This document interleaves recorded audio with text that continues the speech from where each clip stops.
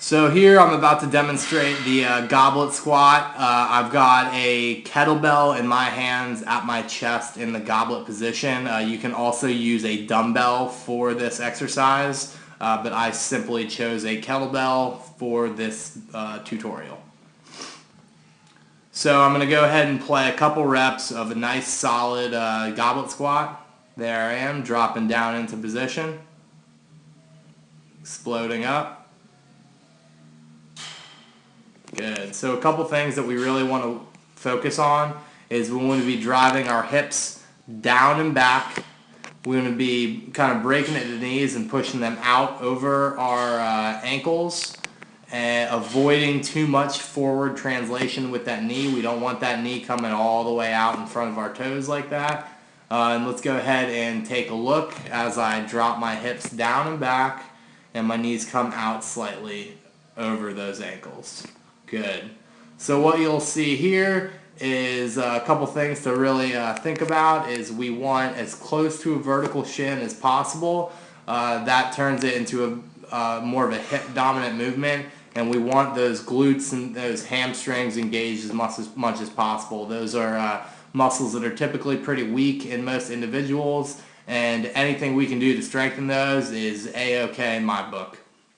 So I've got a nice pretty close to vertical shin. My knee isn't coming too far out in front of my toes, which would put my knees at a much more disadvantaged position out there. What can happen is if you're squatting that way and you're not ready for it yet, you're not strong enough to handle those positions, then it can create a lot of wear and tear on that knee joint and irritate the tissues.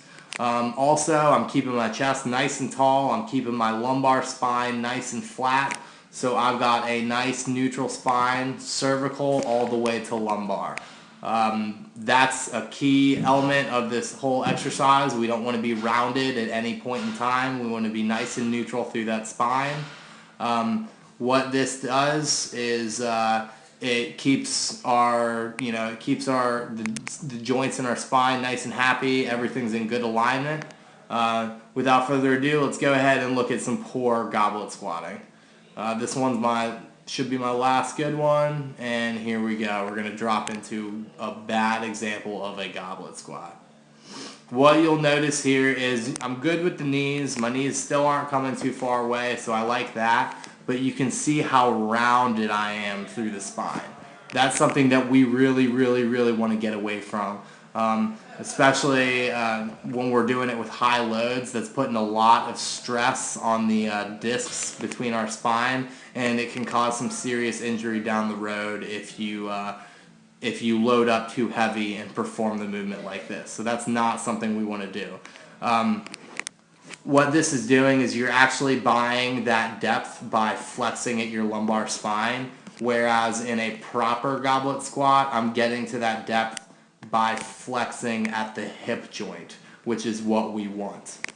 Okay? So remember, we don't want a rounded back.